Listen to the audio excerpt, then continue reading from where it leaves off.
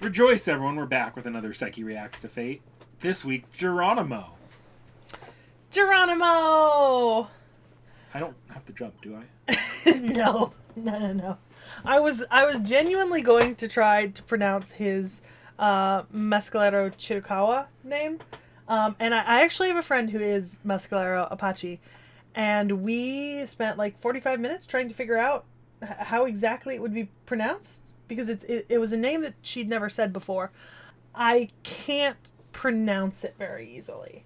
It's just not sounds I'm used to making, so.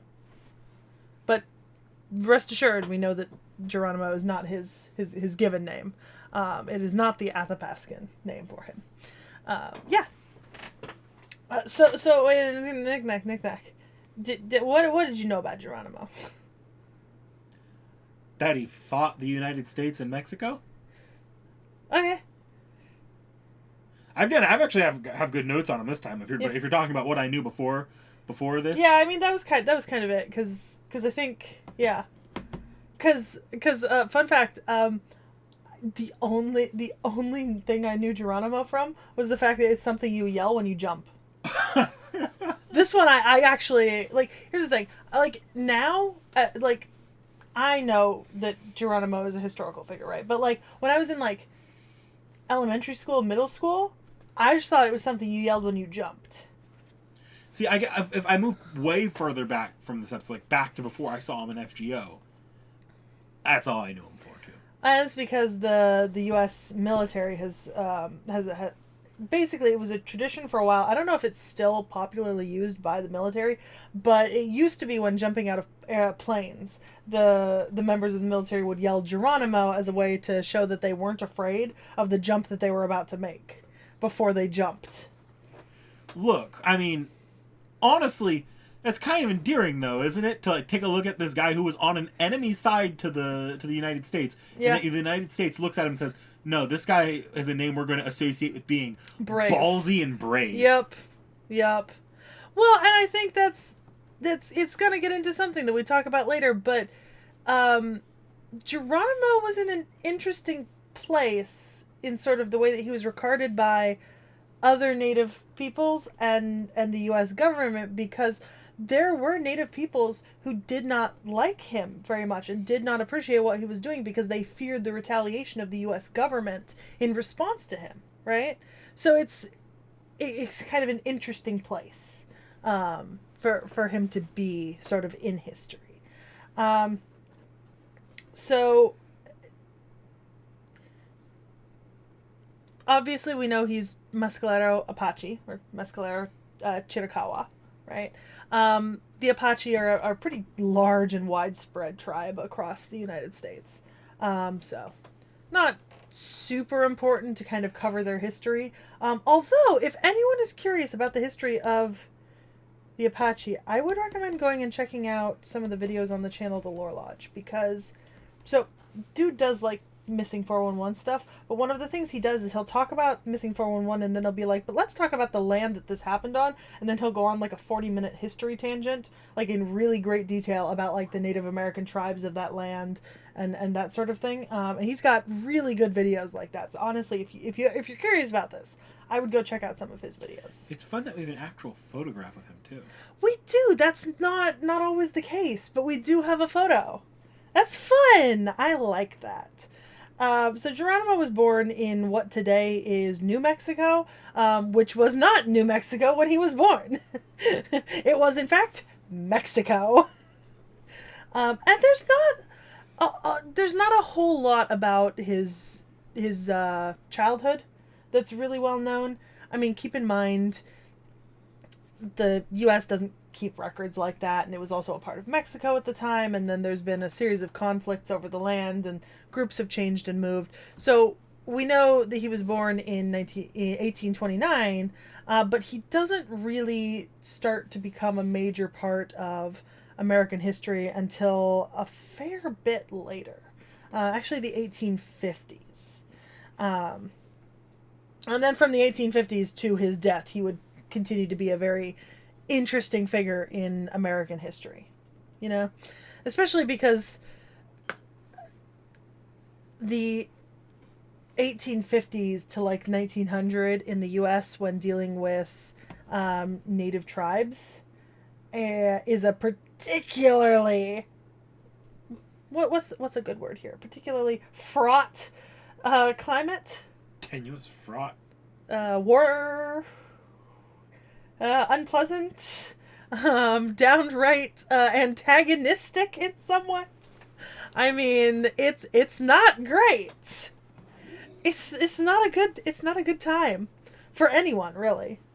But yeah. So in 1851, Geronimo's group was camping outside of Janos, Chihuahua, right? Chihuahua is the region. Yeah. Not the dog. So they're in Beverly Hills. Beverly Hills, that's where I want to be. But a group of soldiers from Sonora attacked his camp there while the men in town were trading. At the time, the man who attacked them claimed that he'd followed the Apaches there, and after conducting some raids, they took livestock and intended to plunder and defeat the Mexican militia at the time. So among those killed in the attack against Geronimo's camp were his wife, his children, and his mother, which led to Geronimo holding what he would describe as a deep-seated hatred of all Mexicans for the entire rest of his life. He and those who fought with him would attack and kill any group of Mexicans that they encountered, and he actively hated them more than he hated the Americans. Yeah, that's the real wrinkle here, isn't it? Yeah, also, you mentioned we have a photo of him. We also have his own writings, right? Yeah. So we're not having to hear all of this secondhand. Geronimo wrote his own biographies. You got them published relatively unabridged. Yep. So that's pretty cool. We don't often have a biography available to us that hasn't gone through like 57,000 edits. So yeah, that's fucking great. But yeah, so starting out real early in life, we hate the Mexicans with a burning passion. Don't like the Americans either, but we hate the Mexicans. And honestly, I'm that's a pretty valid crush out. Like his mom, his wife, and his 3 small children. That's a valid crush out. Like I get it. I get it. So at the time, he was not chief of his own group, right? But he was sent to exact his own revenge against the Mexicans by his chief during their war with Mexico. It was during this particular conflict that he got the name Geronimo, apparently, and it's supposedly because the Mexican soldiers called out to Saint Jerome for help when being attacked by them. Which is pretty fucking metal! That's pretty metal!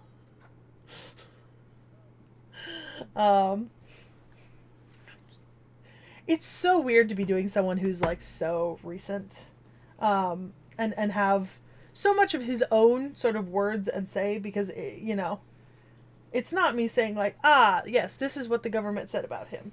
No. Like, this is not government saying it. This is an urban legend. This is Yeah. a myth.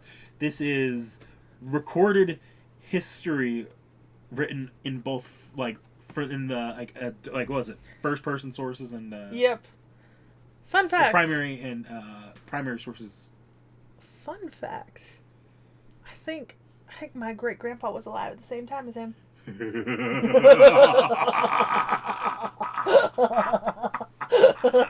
Actually, Grandpa was also alive at the same time as him. Wait. My grandpa was alive at the same time as Geronimo. That's You've got a few generations on me. That's kind of possible, yeah.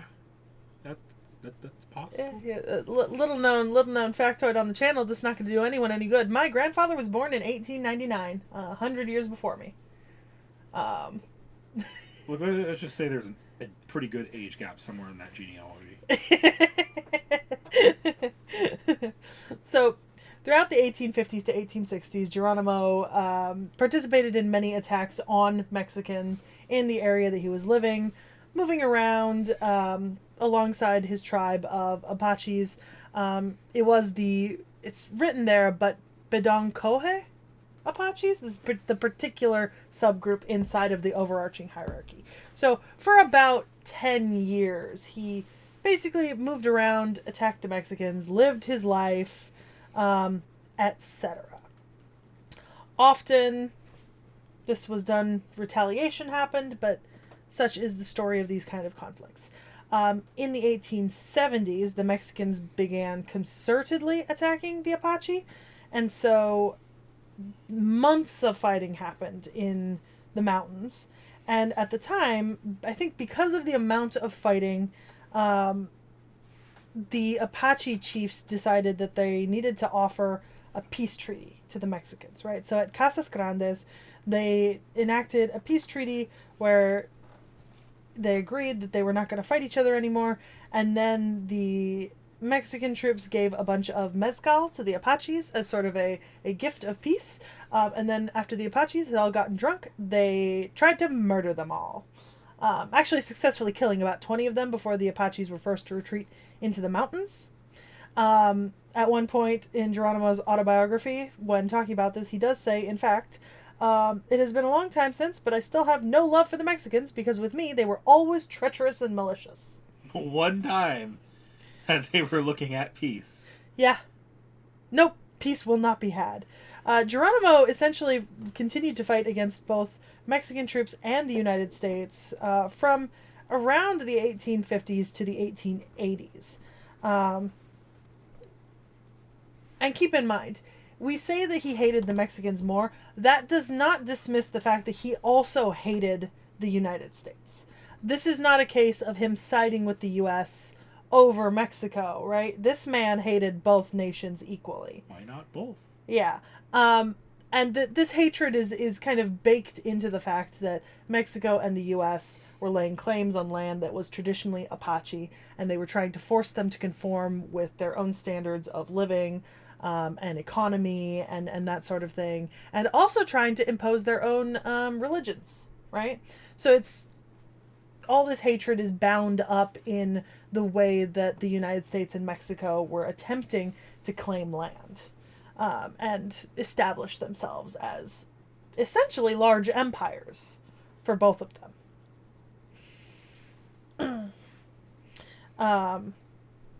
So following sort of the Apache-Mexican conflict, which had been a big problem in the area for over 100 years at this point, the United States also started to engage in an active conflict with the Apache Nation. On the reservation, right, because some Apaches did live on reservations at this time, there was a relative sort of shield from death via violence, but issues like malaria, disability, and other diseases, as well as lack of rations, ran rampant. So the reservations were a pretty bad place to live, even though you were guaranteed a piece of land, and Indian agents were particularly bad. I don't know if you know much about Indian agents, but essentially what would happen is that in different parts of the United States, the U.S. government created these Indian agencies, and inside them would be what they called Indian agents, which were people who were supposed to handle all of the complaints and issues that tribes had, but often what that amounted to was they would sort of take a paycheck and then not do anything. Today we call them Comcast.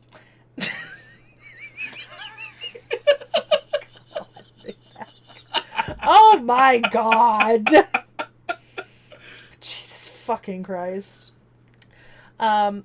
But this sort of rampant discrimination and poor quality of life led to multiple rebellions against the reservation system. And on 3 separate occasions, Geronimo himself would lead a band of followers to break out from the reservation in an attempt to return to their traditional nomadic life of raiding, warfare, and sort of nomadic living. Each time they would cross the state lines of Arizona and New Mexico into Mexico, attacking settlements as they went the entire time, and then establishing bases in the Sierra Madre Occidental Mountains. In Mexico, they sort of are hidden from pursuit from the U.S. armed forces because the U.S. and Mexico were not on really great terms.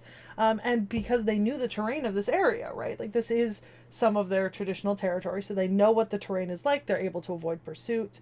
And because they lay on the border between two Mexican states, Sonora and Chihuahua, it gives them access to a lot of villages, haciendas, and worker camps, but it also puts you in that weird gray area where you're kind of overlapping between two different governmental jurisdictions, and no one wants to do anything because you don't want to piss each other off. But neither of them like you.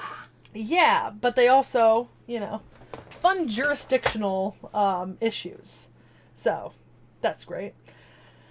From these bases, these bands were able to then try to stage raids back into the United States to resupply themselves with guns and ammunition, often heading up the Sonora River into southern Arizona to gather weapons and cartridges from settlements that they could attack. They often would kill all people that they encountered simply to just avoid a detection and pursuit before slipping back over the border to Mexico. And unfortunately, this resumption of raiding and all these breakouts would cause both the Mexican army and the U.S. forces to sort of kind of not team up. Like, this is not the U.S. going into Mexico's territory or Mexico going into the U.S., but a tacit agreement that both of them wanted to murder all of them, right? Like, if we find them on American land, American troops will kill them all. And if Mexican troops find them on Mexican land, Mexican troops will kill them all. You want to commit genocide? I want to commit genocide? We're friends, right? The enemy of my enemy. Yeah. And this eventually escalated because in 1883, Mexico allowed the United States to send troops into Mexico pursuing Geronimo's band and other Apache leaders. Yeah.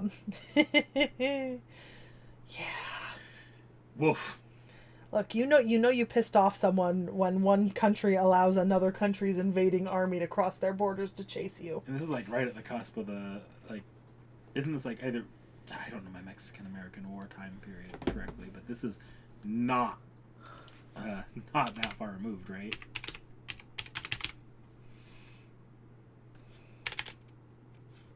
(1846 to 1848), so it's after, pretty significantly, actually. It's about 30 years later that it's happening. Okay. Yeah. Because I think the Mexican-American War was over Texas and some other areas, not Arizona and New Mexico. But these are not big kumbaya states. No, absolutely the fuck not. They are the furthest from a kumbaya state that you could possibly get. So in 1885, a bunch of Apache, including the son of Geronimo's original chief, and Geronimo would flee the San Carlos Reservation in Arizona after the commanding officer of the reservation enacted a show of force against them. And the Department of Arizona General dispatched columns of troops into Mexico following them, with both cavalry and Apache scouts that were recruited from the Apache people who were against Geronimo.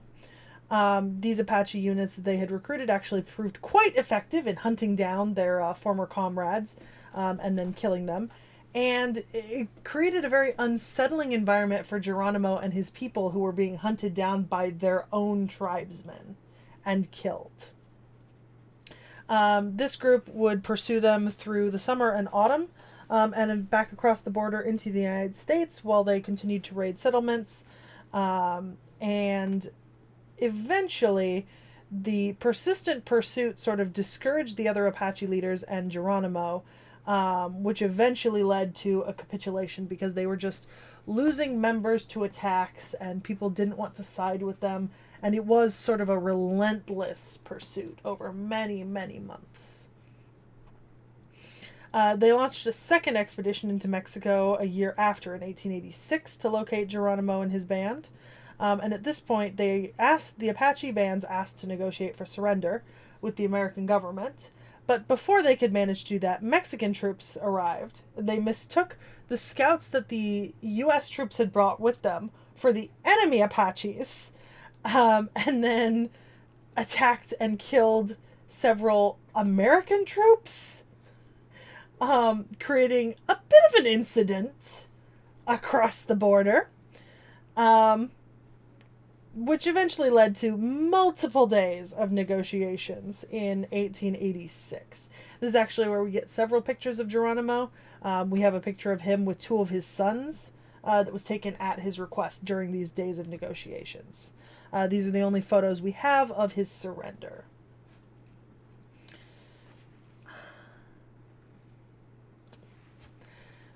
Geronimo at the time was camped on the Mexican side of the Mexican-American border, but he did eventually capitulate to Commander Crook's surrender terms. And at that point, a soldier who had sold the Apaches whiskey said that as soon as Geronimo's band were to cross over the border, right, after their treaty, that they would be all murdered. And so Geronimo and about 40 of his followers ended up slipping away that night, whilst Crook was kind of left out hanging with the U.S. government, who had been pressuring him to apprehend Geronimo. And his superiors were not very happy that he had allowed Geronimo and some of his best to just slip away during the night after agreeing to ceasefire. We don't actually know if there was a plan. Well, we don't have any confirmation if there was a plan to murder the whole band as soon as they crossed back over the U.S. border. But I also think it's pretty highly unlikely that they would shy away from just killing them in Mexico. Given that the Mexican army also wanted them dead, Mexico wouldn't have complained. Yeah, it seems a little unlikely to me that they were going to wait till they were back over the U.S. border It would to be murder them all. Cruel. It seems unnecessary to me. Yeah. Just unnecessary. This would eventually lead to Crook, the man who had pursued him for multiple years now, being replaced by a different lieutenant, who were then told that they needed to bring Geronimo and his followers back to the reservation for the final time that they would have leniency in bringing him back. They were supposed to head the actions of the U.S.-Mexico boundary, where it's thought that he was taking refuge, and then their orders were to pursue, subdue, and return him dead or alive to the United States.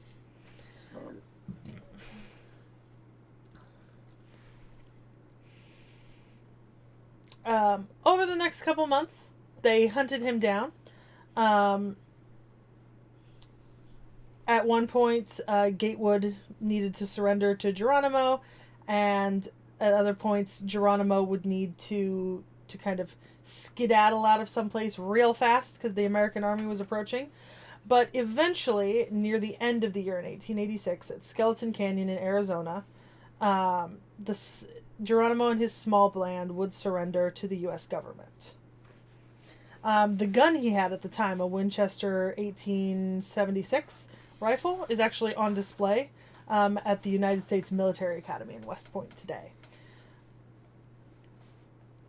Now, in his memoirs, Geronimo says that he and his people surrendered in front of witnesses conditionally as war prisoners. In American accounts, it says that they surrendered unconditionally.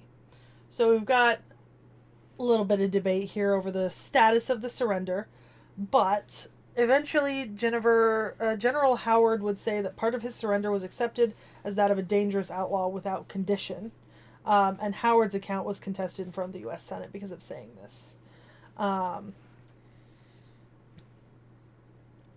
So Geronimo became a prisoner of war as of the end of 1886. He was sent as a prisoner to Fort Sam Houston in San Antonio, Texas, where they were held for about 6 weeks, before they were sent to Pensacola, Florida, and Fort Pickens. The Arizona civil authorities did try to intervene in these transports by requesting to try him as a civilian for the deaths of Americans killed during the raids, but the military did not allow this at the time.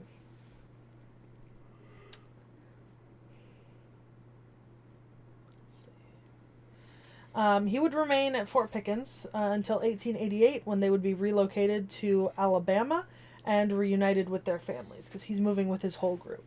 While he was staying in Alabama, about a quarter of their group, including their families, died of tuberculosis. And then Geronimo and the remaining Chiricahuas were then relocated to Oklahoma in 1894, where they were allowed to build villages scattered around the outpost of Fort Sill.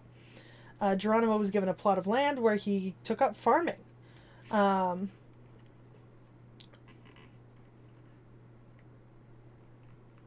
Geronimo also made a pretty large, like a pretty decent amount of money selling buttons to tourists at this time at the Fort Sill train station. So he'd bring buttons with him, like on his shirt and such, and then he would sell them onto hats to give away to tourists who wanted mementos of having seen Geronimo. Right, so he knew he was. Look, he knew how to get that bag. He knew what he was up. He knew what was up. In 1898, he was part of a delegation from Fort Sill to the Trans-Mississippi International Expo in Nebraska. Essentially, he was a celebrity, right? So he was brought to different fairs as like an attraction. He was taken to the Pan American Exposition in Buffalo in 1901, the St. Louis World's Fair in 1904, where he would dress in traditional clothing, pose for photographs, sell handmade crafts and such. Essentially, act the life of a traditional Apache on a stage in front of the world to see. Pawnee Bill's Wild West shows made an agreement with the government so that Geronimo could join his show under Army Guard, where he would be depicted as a monster who was a liar, a thief, a murderer who killed hundreds of men and women and would take scalps from anyone in the audience. And it was sort of an attraction to see how the savage had been tamed at Pawnee Bill's Wild West show. They'd even pay to take buttons from the coat of the vicious Apache chief, which at the time, he was not a chief. It gave him a lot of money, though. He made a lot of money throughout these years touring the country as essentially what we would call today a zoo exhibition. Yeah. Right? So, and I think what's important to note here is Geronimo did this willingly, right? Like, he agreed to this. The government did not force him into doing these expositions. He made the choice to do these. And he did enjoy some of them. He thought it was fun to travel the country and kind of show off.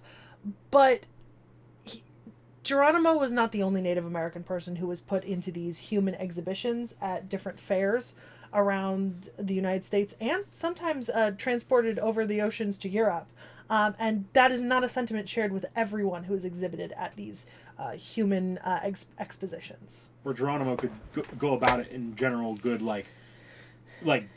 good spirits. He didn't take it that seriously, and he enjoyed himself doing it. For others, it was understandably degrading. Yes, and there are groups of people who were forced into this not because they wanted to, but because they were literally kidnapped and forced into it, or could not understand what they had agreed to. So keep that in mind. This was not a negative thing for Geronimo. This is a negative thing for a lot of other people, and we don't consider this to be an acceptable thing to do today, per se. In 1905, during the inaugural parade of Theodore Roosevelt, Geronimo actually rode on horseback with 5 other Indian chiefs in full headgear and painted faces down Pennsylvania Avenue in a symbol of having buried the hatchet between the United States and the United States government and Native American peoples. It was pretty sensational, and at the same because of this, he was able to get a meeting with President Roosevelt, in which he requested that the Chiricahuas that were being kept at Fort Sill be declared not prisoners of war and be allowed to return to their homes in Arizona. Roosevelt refused, referring to the animosity in Arizona over the deaths of civilian men, women, and children during the Apache Wars. Which, I mean, yeah, the Arizona civil government did want to try Geronimo and his band for the deaths of almost 600 civilians during their time raiding in Arizona. Roosevelt told Geronimo that he had a bad heart. He killed many of his people. He burnt villages and were not good Indians. And then Roosevelt responded that he would see how you and your people act on the reservation. Remember, guys, T.H.E is the inferior Roosevelt. In 1905, he essentially agreed to tell his story to S.M. Barrett, who was the superintendent of education in Lawton, Oklahoma. And they appealed to President Roosevelt to gain permission for this book to be published. Geronimo came to each interview, and he said exactly what he wanted to say. He refused to answer any questions. He refused to change his narrative. He expressed himself in Spanish. And Barrett, as far as we know, didn't take too many liberties with this. And it's been translated into English since.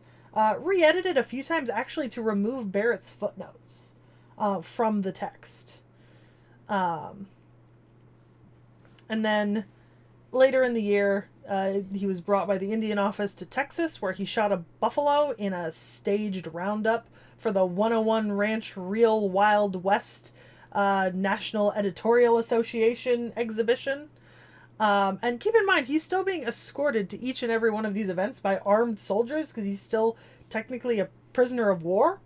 Ironically, the people who came to this educational event didn't know that the Apache were not traditionally buffalo hunters. So they just brought him in to kill this buffalo, and that's not something that his people traditionally did. He knew he wasn't a buffalo hunter, but they didn't have to know. Oh, exactly. In 1909, when he was riding home one night, he was thrown from his horse and found the next morning very ill, and he ended up dying of pneumonia within a few days as a prisoner in Fort Sill. On his deathbed, it said that he confessed to his nephew that he regretted his decisions to surrender and that he should have fought until he was the last man alive. He was buried at the Beef Creek Apache Cemetery in Fort Sill. Geronimo was raised with the traditional religion of the Apache, but in later years he did endorse Christianity, stating in his memoirs that he has heard the teachings of white man's religion and that he does in many aspects believe it to be better than the religion of his fathers. He did join the Dutch Reformed Church in 1903, but was then expelled shortly after for gambling. In 1908, he told Christian missionaries that he wanted to start over, but at the same time, he told tribesmen that he still held to the old Apache religion. Something to note about Geronimo after his death is that there is some speculation as to whether or not all of his remains are currently interred at the Apache Cemetery. There have been rumors and notes and different groups who have claimed many times over the years that parts of his bones are not buried there, like his skull. That they were taken by people who were working at the fort during the time. Lawsuits have been filed on behalf of his descendants against parties asking for the return of these alleged bones. But unfortunately, in 2010, NAGPRA, the Native American Graves Protection and Repatriation Act, which is something that we have in the United States, but I know is not common all over the world, ruled that any issues concerning the skull and bones cannot be brought up in court as a NAGPRA issue because it happened before 1990. Whether or not they were his, it didn't matter.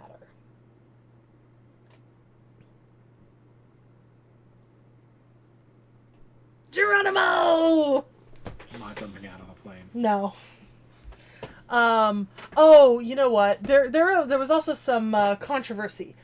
There's I forget which operation it was, but one of the military operations in the 90s or early 2000s was apparently allegedly named Operation Geronimo at one point, and it came under a lot of fire for that name. I think it was specifically, yeah. It was renamed Operation Neptune Spear. Knick-knack, do you know what Operation Neptune Spear was for? Oh boy, what? The raid that killed Osama bin Laden in 2011 was apparently originally named Operation Geronimo.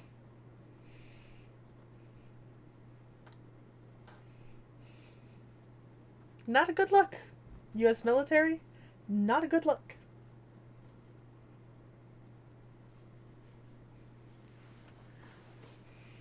So Geronimo, what class are you thinking? Haven't I technically seen him? Yeah, you have seen him around in like campaign and such. I'm gonna be honest, I actually don't remember what class he was though. Oh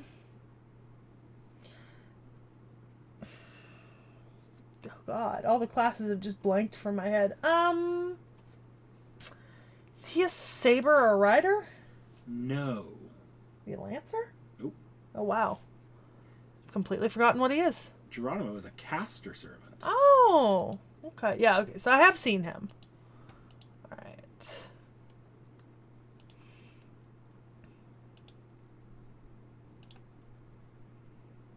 Okay. Oh, you mentioned I should know about Coyote, right? Yes.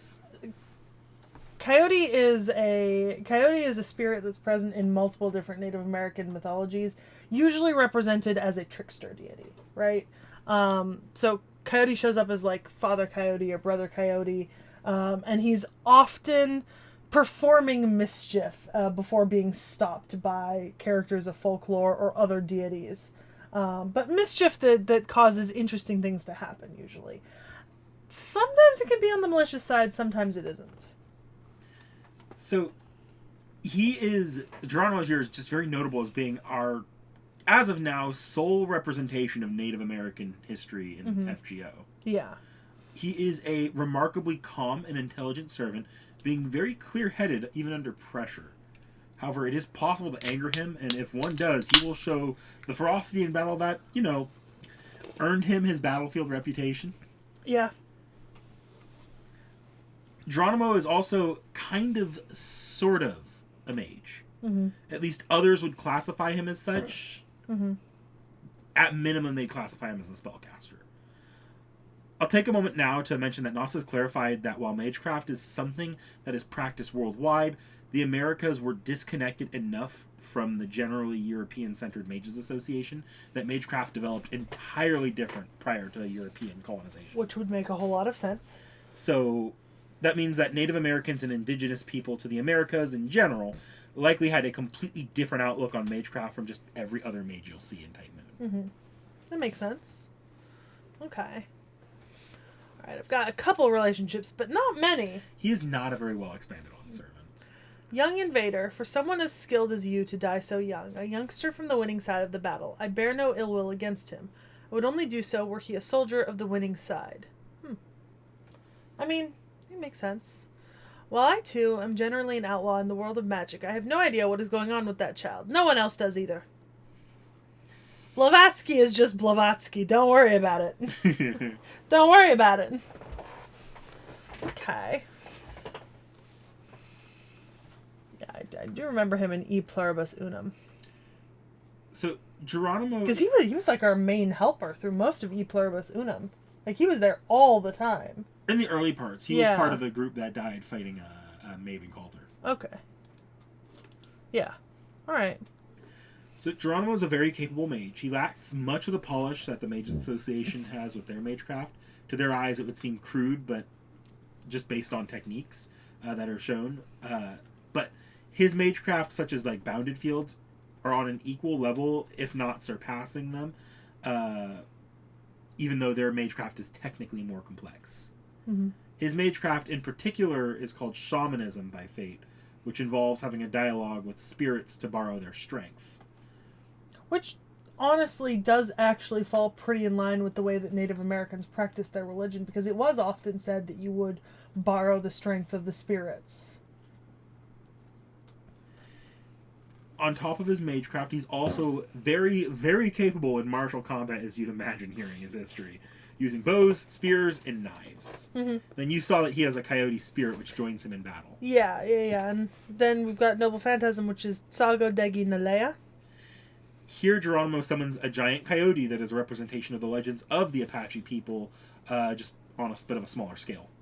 The coyote howls gets the sun's attention, which sends its gaze to the coyote for stealing the sun's tobacco. I think that's a reference to an actual story. It is. There were just... You said coyote, but there are so many coyote myths that unless you gave me the exact one, I was not going to sit here and go over all of them. No, and I didn't expect you to. Yeah.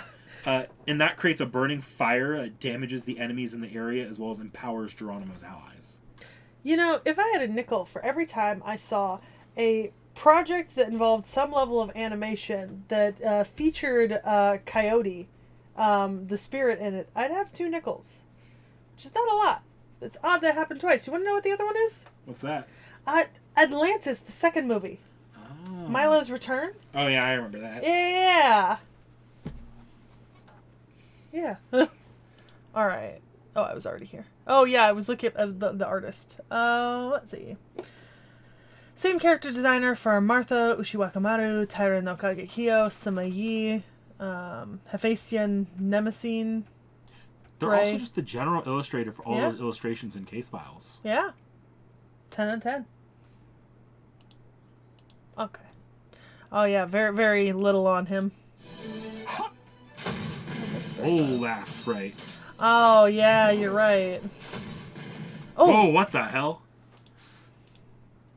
It dropped down to 144p. That's the lowest I think we've ever seen it drop. So low! I am not a 144p person. I'm better than that. I'm a 2160p person. His animations are a little bit better than some of the older sprites. Just a little bit. Yeah. He's not throwing caster balls. No. He's throwing light flashes. It's arguably worse than caster balls. Martial weapons and uses just a little knife. Mm-hmm.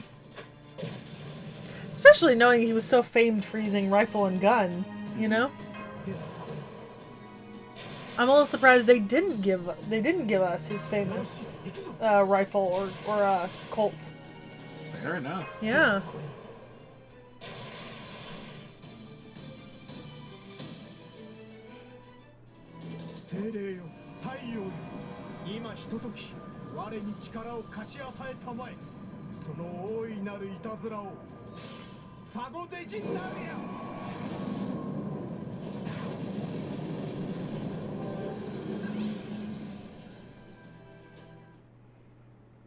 Fun. Not a lot going for him. No. That's unfortunate. I think... I don't know. I think there could be more. They didn't do a bad job with him for what they did. No. I like him a lot. Oh, those are 2 very different art styles. Look at that. Oh my god. Like, wildly different art styles for those 2. No extra arts. And very few CEs, despite being a very old servant. Yeah. A little disappointed. I kind of wish there was more. So I'll say this now. If there are 2 jokes in the FGO community about early FGO servants, it's that no one ever remembers Eric Bloodaxe exists. And who? Exactly. And while the community remembers Geronimo exists, the developers never remember that Geronimo exists. In juxtaposition to Bloodaxe, who even the community forgets exists. Yeah. Who are we talking about? That was Beowulf, right? Yeah, probably. Coyote loves pranks, and one day he stole the sun's tobacco. The sun got mad and chased after him in fury. Coyote loves pranks, but he is weak, so he had no choice but to run from east to west. He dropped the tobacco as he ran, and by the time that it bloomed and had grown seeds, the sun gave up and stopped. Coyote didn't want to give tobacco to humans, but where they offered him a bride, he decided to share it. When he found out the bride was actually a young boy, he broke down in tears, but that's how we all started smoking tobacco. Nice. Geronimo-styled moccasins. After getting a lesson as part of his gift, you are now able to make moccasins from various beast hides. Now let's learn how to make arrows and lances together with Geronimo. I mean, valid. Sunset Jam. Is that Billy the Kid and Emiya Alter? Yes. Okay.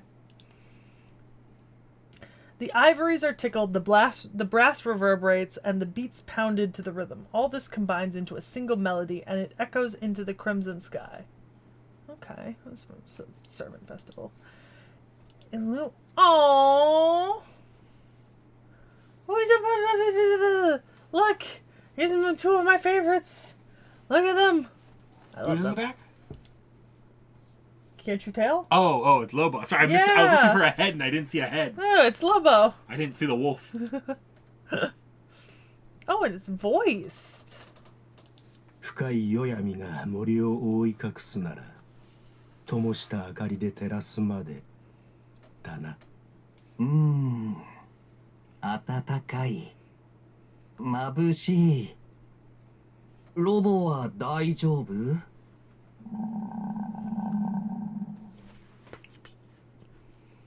Baby! I want to pet the doggy. Should the veil of darkness shroud the forest, one need only shed light upon it. Warm, bright. Lobo, are you feeling okay? Growls sleepily. Night passes peacefully for both human and beast. The warmth they feel will surely carry them to tomorrow. I want to pet the dog. Pet that dog. I want to pet that dog. Honestly, I really like that art. I think it's really nice. So yeah, that's Geronimo. Not a lot here, but It's disappointing because I feel like, given the fact that we have pictures and biographies, right? It would be very easy. No, sorry, let me rephrase that. It would be very hard for Fate to elaborate on Geronimo in a way that would be viewed badly by the community, right? Like, you have a lot of ability to create here. You know what I mean? So the fact that we don't have a lot is disappointing. But it could also be because we have a lot. There's not a lot you want to touch to expand on. Yeah, so it, That said, that doesn't excuse the fact that Geronimo went years without a buff and only got like a really piss poor buff. Did I ever mention that Geronimo is probably one of the worst servants in the game gameplay wise, and the developers just refused to buff him for a long time? Why? So they just never buffed him. That doesn't make sense to me. It doesn't make sense to the community either. Alright, well, it's disappointing, but... You got a hint for the next servant?